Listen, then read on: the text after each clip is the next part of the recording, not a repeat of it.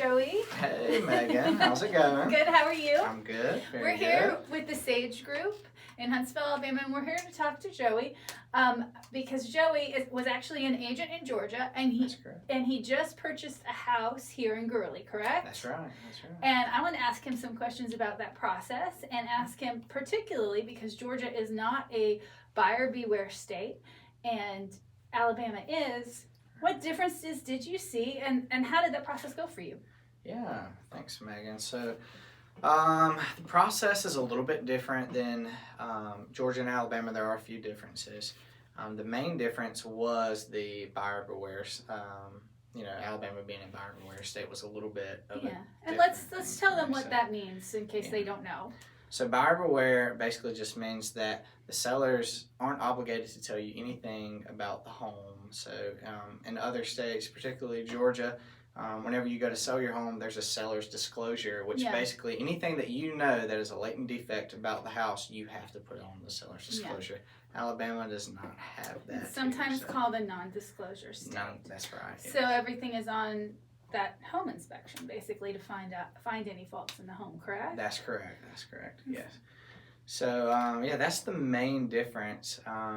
And yes, like I said, in Georgia, you have to put all those down. And then also in the state of Georgia, if you're a buyer and you go under contract for a house, there's this period within going under contract called the due diligence period, and you can make that period however long you want it to be, but it's traditionally about 7 to 10 days. Yeah, just like our inspection period is 10 days. Yeah. So that way you have enough time to get an inspector in there and see what's kind of going on with the house and if there are any flaws.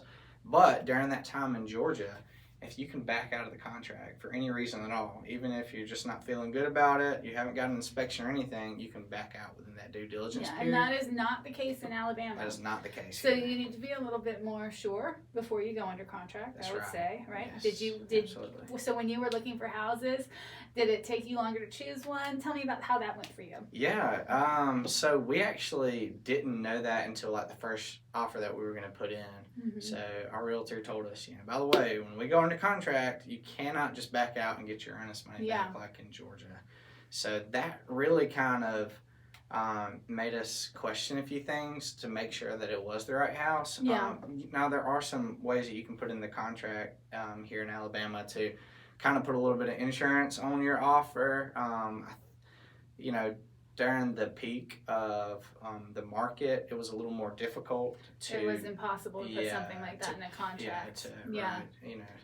But now, now you can put provisions in there. Right. But there's no guarantee that the seller's going to take it, and if there's multiple offers, it makes yours considerably less appealing. That's right. Yeah. Yes. Yeah, for sure.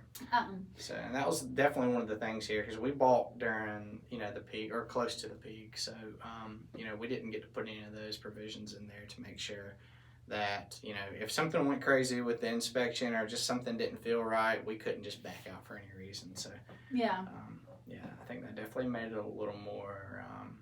I wouldn't say difficult, but it made you be a lot more thoughtful about which house you wanted to make an offer on. Absolutely. Yeah. And then when it came down to that inspection, the inspection actually happened. How did that go? Did you have a good inspection, or was there a lot that needed fixing? Oh, okay. So we actually went under contract for like 2 houses before we settled on the house. Really? Yeah. So we didn't know where we wanted to be. We thought we wanted to be like in the city limits of Huntsville. But it was really competitive, and so we had the first house that we went into contract for.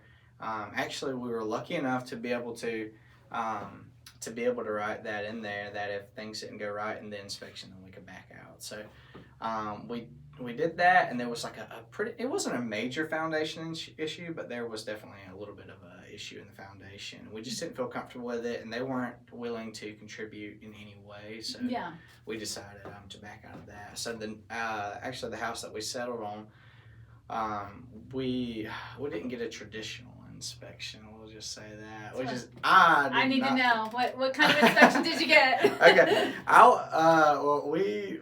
so my fiance, her father, does a lot of construction and has a background in construction, so he just did a general inspection. And if you're asking me for my professional opinion, I don't think that's the way to go. But that's the route that we went. But it actually turned out okay. Like there wasn't, there were really no problems so far moving into the house or anything. But I do always advise getting a professional inspector to go over. At least, even if nothing's wrong, you have a list of minor things that you might want to fix in the future for your home. Whenever you get there, like you have an idea of maybe some upgrades that are going to be needed in the future. So. Yeah, and I even tell sellers to get an inspection, especially if they're planning to do an as is. Yeah, because it's just so hard for anyone to get over that buyer beware thing without any kind of knowledge about the home. It's scary, an inspection can really help with that. They can say, we've already done an inspection, these are the things. Right. There's nothing preventing someone from doing a disclosure. Exactly. Yeah, it's just not required. Right. Yes. No, I think that's really smart. It definitely, as a seller, you know what you're walking into. If you own the house for 20 years, things can change from the last time you bought it. So, it's always good to get an inspection for that stuff too. All right, so you've just been through this process, and I want you to answer incredibly honestly. On a scale of 1 to 10, how would you rate the buying process in Alabama with this buyer beware situation? In all honesty, I would say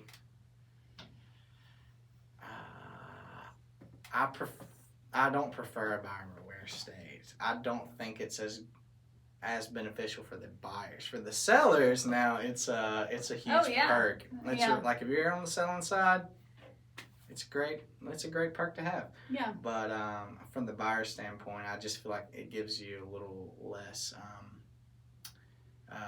leverage. It does, and that inspection and the people you're working with become so much more important. They do. They really do. Yeah. It definitely. That in particular, I feel like you want a good agent that knows how to represent you in a buyer beware state for sure, and knows how to word everything right in a contract to make sure you get the most leverage you can. Okay. I think so. Thank you so much, Joey. Yeah, I feel like that's been really helpful for people who are about to go through this process. Yeah. So thank you, and I hope this helps everyone. Please like and share if you want to see more videos from us. And if you have any more questions for me or Joey, just shoot us a question. That'll work. Bye. See you later.